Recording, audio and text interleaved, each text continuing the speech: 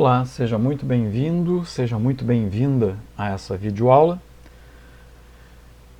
Nela abordaremos a técnica de PCR, Polymerase Chain Reaction, reação em cadeia da polimerase. Técnica de PCR, então, primeiro um esclarecimento a respeito do nome. Por que Polymerase Chain Reaction? Por que reação em cadeia da polimerase? Como veremos a seguir, em alguns instantes, o nome é, na verdade, derivado das reações em cadeia termonucleares, né? Por exemplo, do processo de fissão do urânio com emissão de 3 nêutrons que provocam a fissão de outro átomo de urânio com a liberação de 3 nêutrons, ou seja, uma reação em cadeia.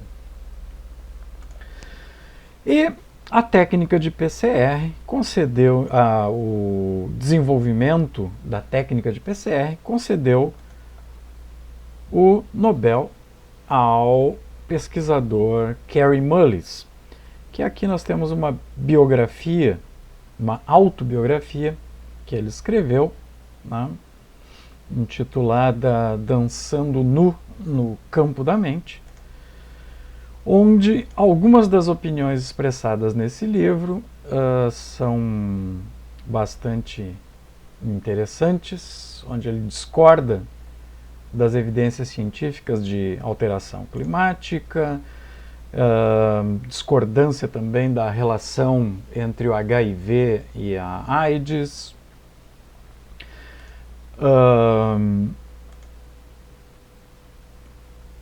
inclusive com afirmações desse tipo, né? E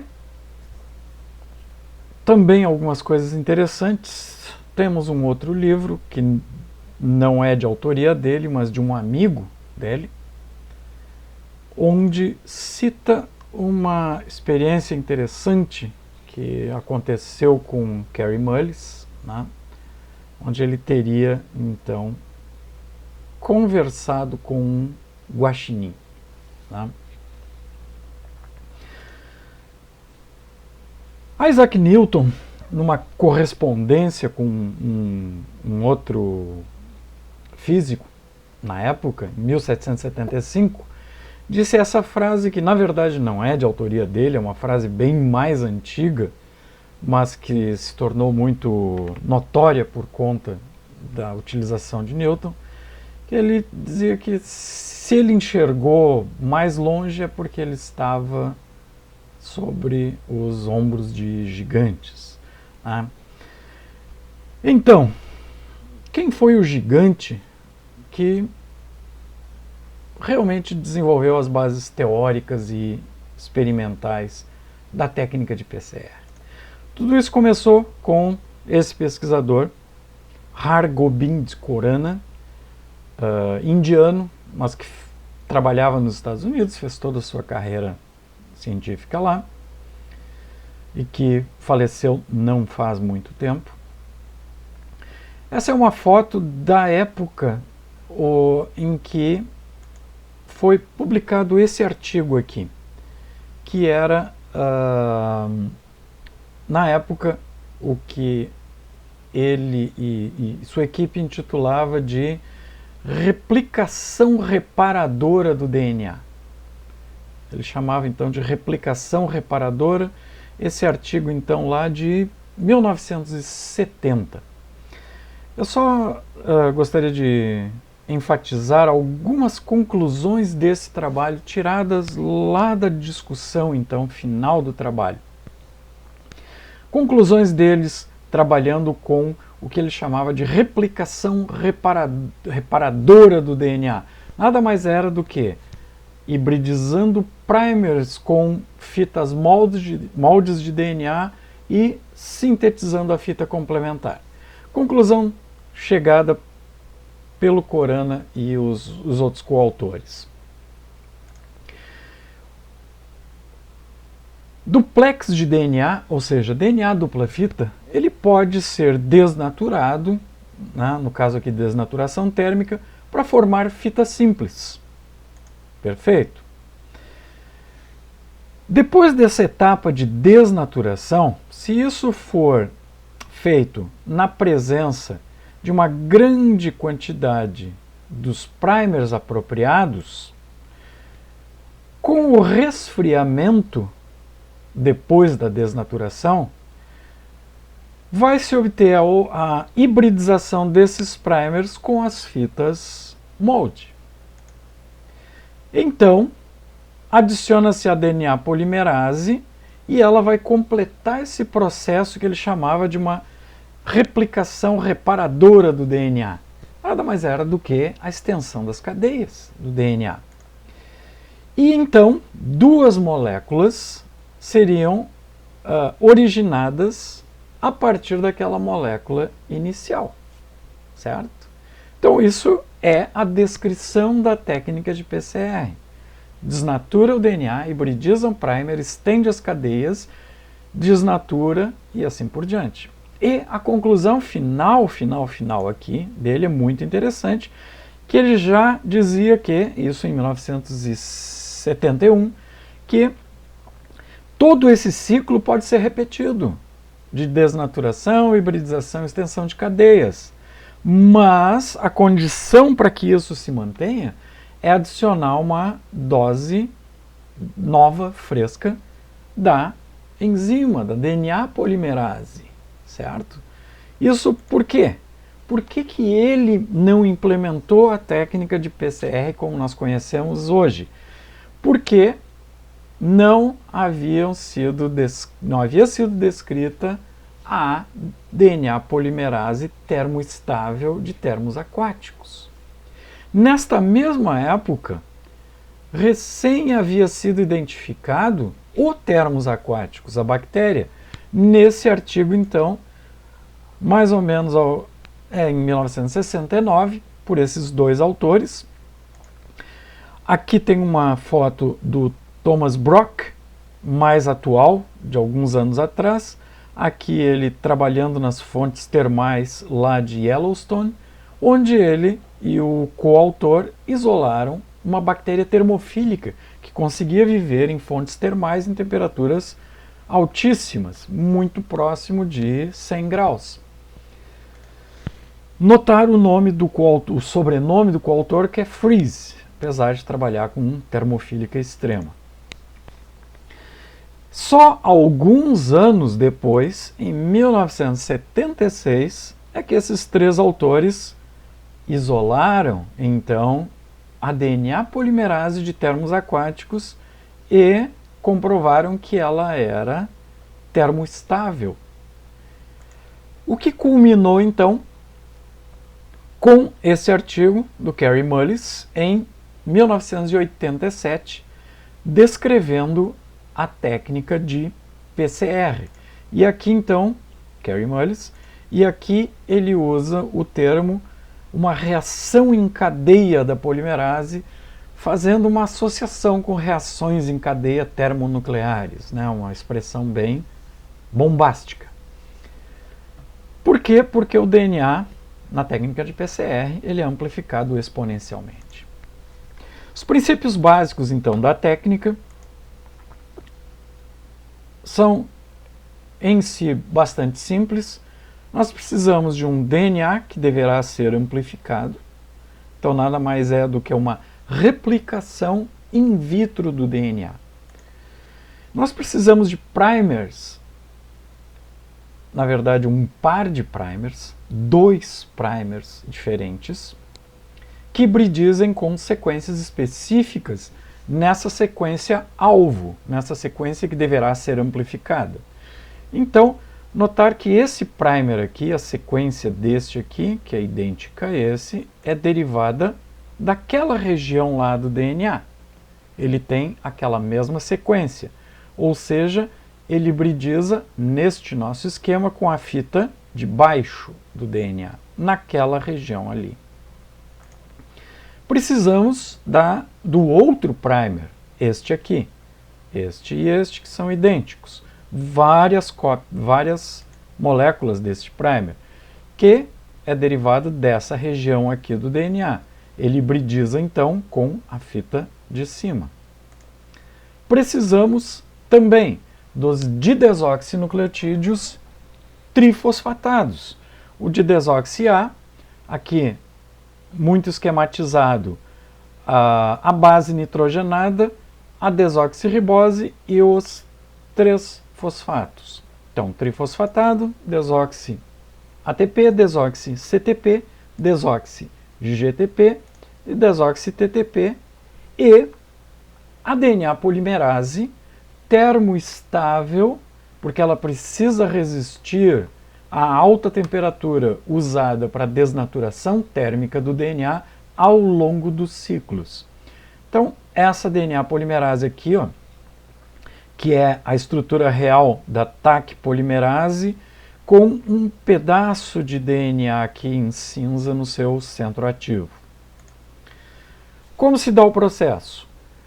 São ciclos térmicos que condicionam a desnaturação do DNA, a hibridização dos primers e a extensão das cadeias. Então, neste nosso exemplo aqui, vamos aquecer esse DNA a 94 graus. Nessa temperatura, o DNA desnatura. Com esse DNA desnaturado e na presença de primers específicos para ele, já desde o início da reação, essa reação vai ser resfriada a uma temperatura ótima para a hibridização desses primers. Então, nesta temperatura ótima, os primers hibridizam especificamente com as fitas complementares. Neste nosso esquema, nesse nosso exemplo aqui, são primers com 5 nucleotídeos. Na prática, esses primers têm de 18 a 25 nucleotídeos. Uma vez que esses primers tenham hibridizado, a temperatura do tubo é elevada até 72 graus, que é a temperatura ótima de polimerização pela Taq polimerase. E o que ela vai fazer é catalisar a polimerização do DNA, introduzindo nucleotídeos trifosfatados, um a um, liberando o pirofosfato, complementares às fitas moldes simultaneamente. Tá? Então, introduz um nucleotídeo trifosfatado em cada fita, complementar à fita molde, libera pirofosfato. E esse processo, então, vai sendo repetido até que essa cadeia seja estendida, então, adiante, além da sequência de cada um dos primers na fita complementar. Então, introduz o nucleotídeo trifosfatado, libera um pirofosfato e temos já que ter em mente que essa liberação de pirofosfato vai ser importante na elucidação, no entendimento de algumas modificações da técnica de PCR e do modo como ela opera. Feito isso, então, a partir de uma molécula de DNA, foram obtidas 2 moléculas. E um novo ciclo térmico pode ser feito, iniciando por uma desnaturação a 94 graus, separam-se as fitas, e, na sequência, baixa-se a temperatura para 60 graus, e com isso permite a hibridização dos primers com as suas sequências complementares. Hibridizados esses primers, a temperatura é elevada para a temperatura ótima de polimerização pela Taq polimerase. E ela estende essas cadeias de todas as fitas simultaneamente. E agora temos 4 moléculas de DNA a partir daquela única inicial. Maiores detalhes sobre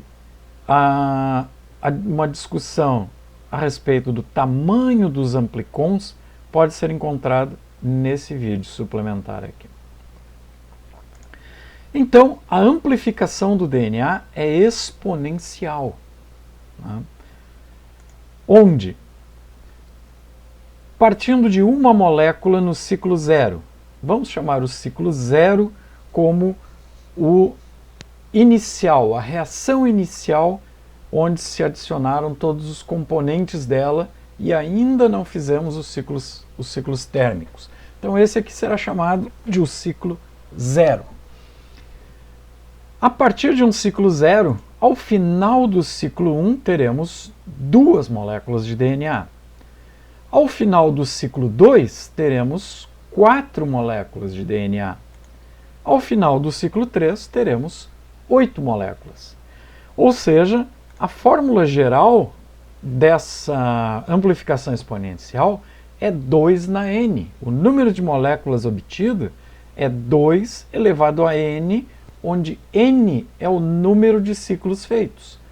Se fizermos 3 ciclos, é 2 na terceira, 8, e assim por diante. Então, se formos representar os ciclos térmicos e a quantidade de moléculas de DNA, teríamos, idealmente, essa situação. Partindo do ciclo zero com uma molécula apenas de DNA. Teríamos 2, 4, 8, 16, 32, 64, 128, sempre dobrando ao final de cada ciclo o número de moléculas de DNA presentes no ciclo anterior, até esse número absurdo de moléculas de DNA.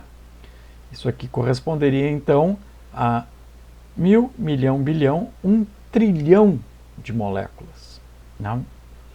Mais adiante aprofundaremos mais a discussão a respeito destes números aqui. Então, ciclos térmicos que são feitos.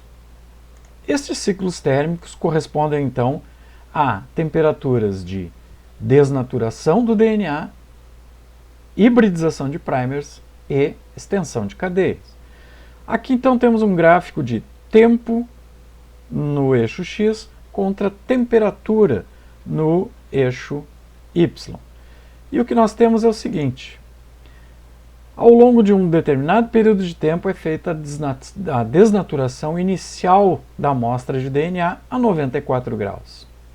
Após, a temperatura é baixada rapidamente para a temperatura de hibridização dos primers e mantida durante algum tempo nessa temperatura de hibridização, para que os primers hibridizem. Logo em seguida, a temperatura é elevada rapidamente para uma temperatura ótima de polimerização e mantida durante algum tempo. E esse ciclo é repetido. Novamente, uma desnaturação, seguida de hibridização de primers, seguida de extensão de cadeia. Mais um ciclo de desnaturação, hibridização de primers e extensão de cadeias, e outro ciclo. Desnatura, hibridiza, estende. E assim por diante. Durante 35, 40 ciclos que são feitos na prática. Cada um desses aqui é um ciclo de extensão de cadeia. E a cada ciclo, ao final, dobra o número de moléculas. Essas duas temperaturas são padrão. 94 graus é usado para toda e qualquer amostra de DNA para desnaturar. 72 graus, que é a temperatura ótima da TAC polimerase, também é sempre a mesma.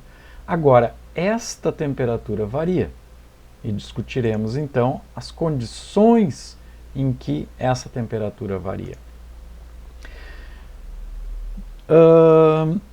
Praticamente, do ponto de vista prático, as reações de PCR, via de regra, envolvem uma desnaturação inicial de 5 minutos, A hibridização dos primers é feita de 30 a 45 segundos. O tempo de extensão varia de acordo com o tamanho do amplicon a ser amplificado. E a desnaturação também é em torno de 30 a 45 segundos. Todas essas reações, todos esses ciclos de amplificação são feitos por variação térmica e são usados então termocicladores. Aqui um exemplo de um termociclador como utilizado em vários laboratórios na universidade, que consiste apenas num bloco metálico onde podem ser encaixados Eppendorfs ou placas, onde são montadas as reações, e esse bloco tem sua temperatura controlada, de maneira que pode ser pré-programado os ciclos térmicos envolvidos na técnica de PCR.